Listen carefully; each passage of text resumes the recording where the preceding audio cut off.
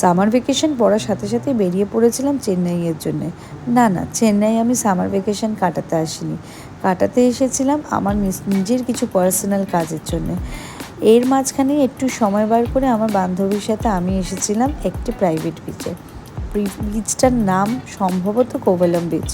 আমি ঠিক মতন নামটুকু পড়তে পারিনি, বাট এটা সত্যি একটা প্রাইভেট বিচ যেটা চেন্নাইতে এক্সিস্ট করে। এটার থেকে নাকি 30 কিলোমিটার্স এই সি শোর দিয়ে হেঁটে গেলেই আমরা পেয়ে যাব মহাবালিপুরম। এই যে সি সাইডের পাশে যে বাড়িগুলো দেখছো, এই বাড়িগুলো কিন্তু একটাও রিসর্ট নয়, এগুলো হচ্ছে সব বাংলো বাড়ি আর নিজেদের তৈরি করা বাড়ি। এখানে নাকি মোস্টলি সিনেস্টার্সরা থাকে।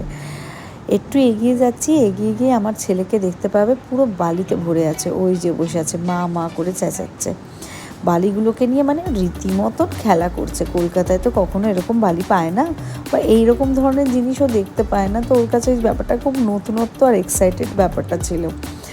এরপরে ওর যেটা সবার আছে সেটাই ওর লাগবে, মানে যেটা যে নেবে ওর সেটাই তক্ষণই লাগবে।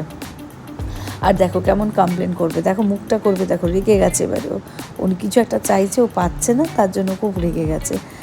গিয়ে মজাইটা কিন্তু ও দারুণ করছে, মজাতে বেশ ভালোই আছে। দেখো কিছুটা বালি এবার কোনো কিছু না পেয়ে আমার বালিগুলো কতগুলো করে বালি এতটা এক্সাইটেড হয়ে গেছে যে আমার বন্ধুর ছেলের সাথে বেশ ভালোই আনন্দ করে উঠেছে। এই হচ্ছে আমার ফ্রেন্ডের ভালোই লাগছে, মারাও বেশ আনন্দ ছেলে, আর হাওয়ার সাথে বেশ মারপিট লাগছে, এই সমুদ্র সব কিছু পাগলা ভালো করছে, কি বলবো। তার মধ্যে চোখে পড়লো দুজন যে এখানে চেয়ার নিয়ে তুমি ভাড়া করে বসতে পারবে। এই আড্ডাগুলোকে জমিয়ে উঠেছিল চারিদিক থেকে।